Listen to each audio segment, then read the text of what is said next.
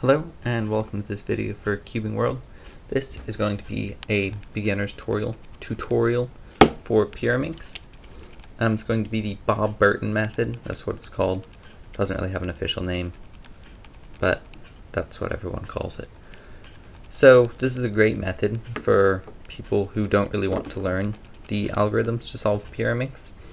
But with this method, I'd say you can probably get about maybe a 15-second average or so if you practice it. So let's go ahead and mix this thing up and I'll show you what it is. Okay, so the first step, you can really do the tips in any order that you want to. I'll just do them first to make the rest of the tutorial easier. So you see it and you twist it until it lines up. Pretty easy. This one, so yellow has to go over there. So just twist it and then orange has to go this way. Yep. So that's how you solve tips. That's pretty easy. Now for the actual method. What you're going to do is you're going to find 3 centerpieces. These are the centerpieces. This, that makes up one centerpiece. You're going to find 3 of those that all share a color. Like see, all 3 of these have yellow on it. That's wasn't actually really supposed to happen. And you twist them all so they're on the same side. So I'll just demonstrate with this green, for instance. So we have 2 greens here, and that means that the other green is either going to be on this one, which it's not, or on this one, which it is. So you can see that this is pretty easy, just to be able to twist it down like that. And now we have 3 greens all lined up. Now the next step in the method is to solve the edge pieces. So what you do is you find one with green on it, or whatever your base color is. So here's one, this one has green, and I look and see what the other color is. It's orange. So I line up so that the orange matches the orange. And then what I do is I bring this, turn this up on the side opposite this edge, bring the edge in, and pull it down like that. You'll see that solves that piece. So then we look for another one with green. This one has green, and we look at the other color on it. It's yellow. So we turn just the top until we line up the yellow. And you'll see on this side the yellow is on the right. So we turn the left side up, and then we bring this piece into that slot and bring the left side back down. Now we have to find the last one with yellow. It's over here. So it's already down, but it's not correct. It has to be flipped around. So the way you do that is you just pretend that, say, this one has green in it. And so you go R, U prime, R prime. And what that does is it just takes this piece out and it swaps it with another piece. In this case, it was the yellow-orange edge. So now we have a green one on the top. So the other color is blue, so we line up the blue like that. And now it's on the right, so we start on the left. So up, over, and down.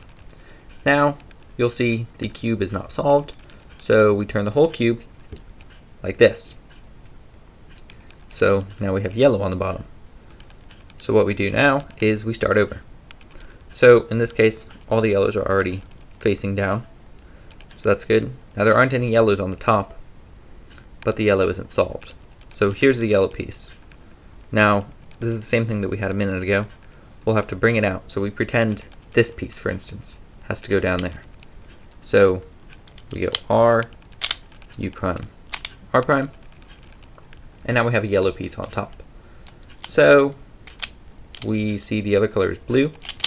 So we line up the blues, and then it's on the right, so you go start on the left, bring it in, and pull it down.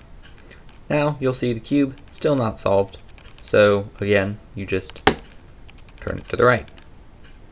Now you keep doing this forever, so you'll see oranges.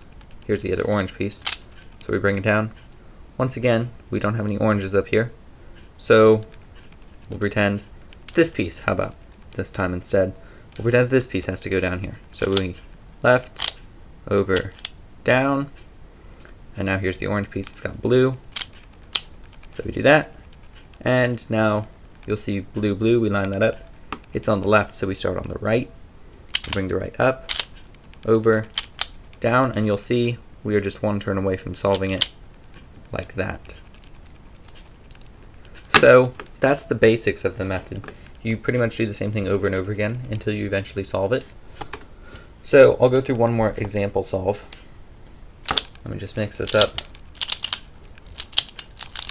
I won't mix up the tips because they're pretty easy. So the method itself is really simple. It's just kind of hard to get a grasp on it at first as to what you do when it's not solved. So we'll see in this case we actually have all the yellows solved again. So we'll take advantage of that because that's what we would normally do if we were doing a speed solve. So all three yellows are on the top. Let's just pick this one. Nothing special about that one. So the other color is blue. So we line up blue and blue. Now it's on the right side of the cube, so we start on the left. And then over and down. That solves that piece. Now we'll do this one. The other color is green. So we line it up there. Green and green. So now what we're going to do, since it's on the left, is we start on the right. And then we bring it over and down. It's pretty easy. So last one is this one. Other color is orange. We'll see it's already lined up. That's pretty easy. So we start on the left, over, and down. The cube is not solved, so we just turn the whole thing like that. And our new color on the bottom is green. So all the green centers are already lined up. So now we just have to find a green edge. Here's a green edge. We'll line it up with the blue, and then we go up, over, down. Here's the other green edge. It's got orange. It's already lined up. It's on the left side, so we start on the right side. Up, over, down, and then we're one turn away. We just bring it back. So that's the basics of Pyraminx. This is pretty much the simplest method that there is. There are no algorithms that you need to learn, so it's good for people who, like, if they're not sure if they want to learn how to solve Pyraminx or if they want to practice it a lot, they can start off with this method and decide if they want to learn another one after that. So I hope you liked the video. If you did, please subscribe to Cubing World so you can see everybody else's videos. So thank you for watching.